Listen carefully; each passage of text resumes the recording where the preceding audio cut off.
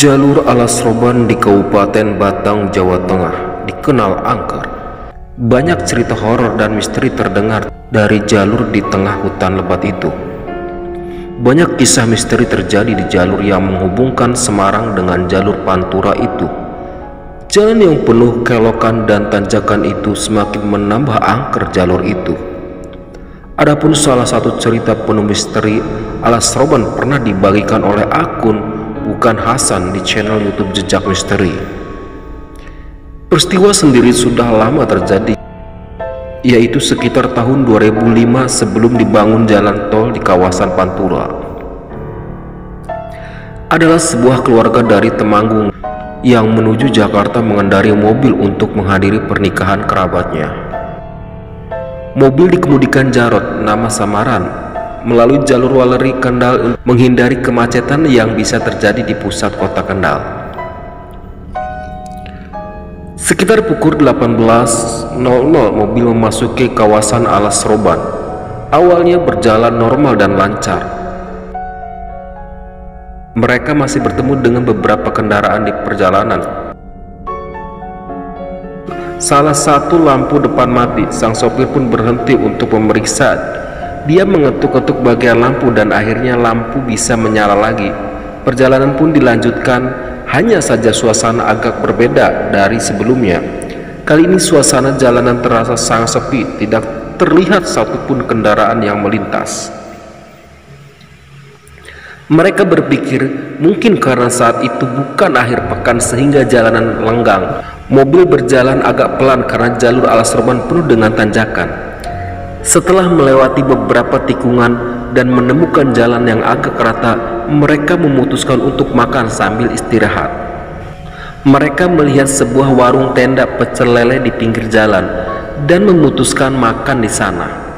Warung itu ada di pinggir jalan di bawah pohon besar. Di dekat warung terdapat rambu-rambu lalu lintas warna kuning bertulisan kilometer 15. Mobil pun parkir dan para penumpang keluar. Mereka disambut pemilik warung, seorang nenek yang ramah, rambutnya putih namun wajahnya sangat bersih. Mereka pun pesan makanan dan duduk di lesehan di tikar. Saat menunggu pesanan mendadak tercium aroma wangi. Beberapa dari mereka sempat bertatapan, namun si nenek keburu keluar membawa pesanan. Sepanjang makanan, bau wangi belum hilang dan bahkan semakin menyengat. Si nenek terlihat duduk tenang tidak jauh dari mereka sambil memandang keluar. Tak beberapa lama makan pun selesai. Istri Jarot menghampiri si nenek untuk membayar makanan.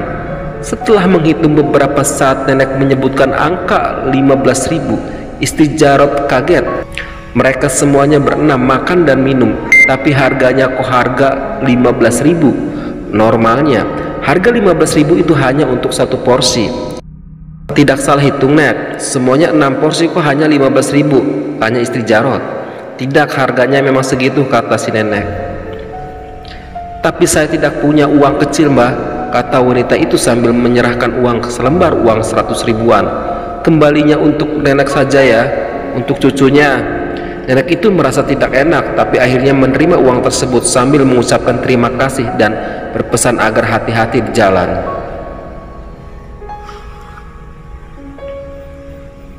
Mereka segera meninggalkan warung itu. Mobil berjalan seperti biasa, namun keanehan kembali terjadi karena tercium bau wangi di dalam mobil.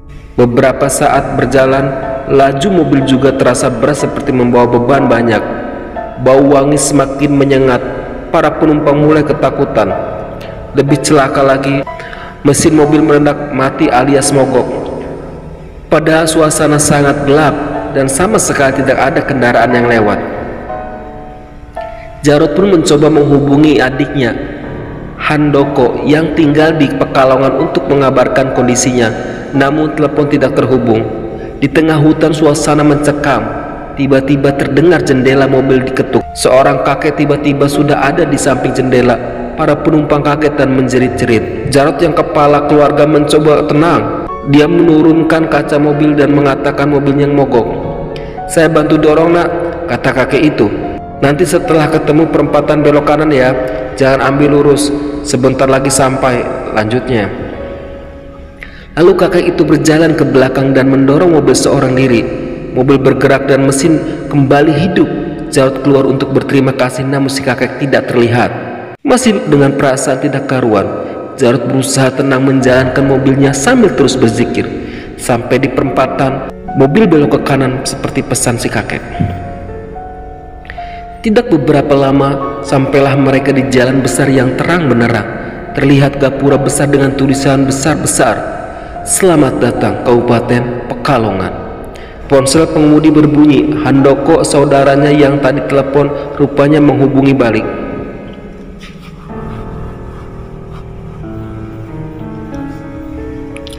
Singkatnya, mereka tiba di rumah Handoko.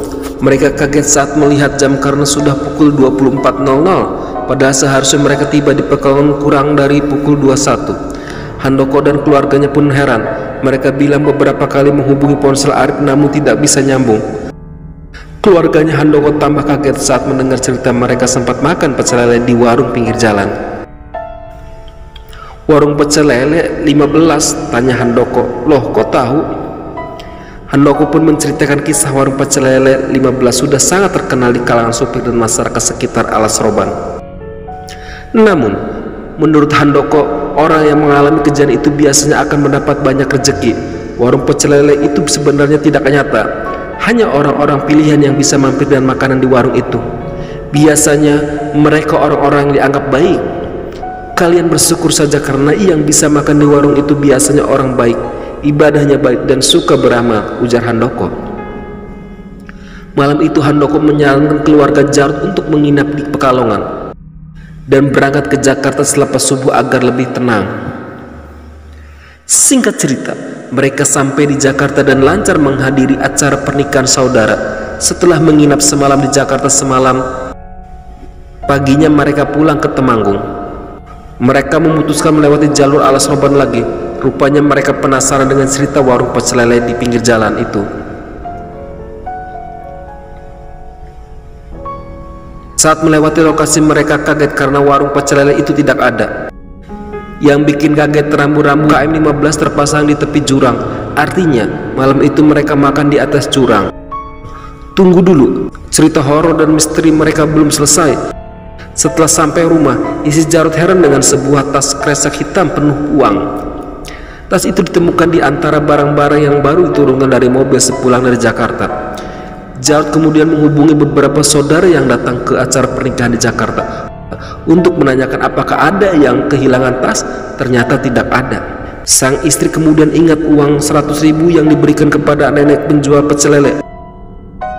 Apakah uang di tas kresek itu sebagai uang kembalian dari si nenek?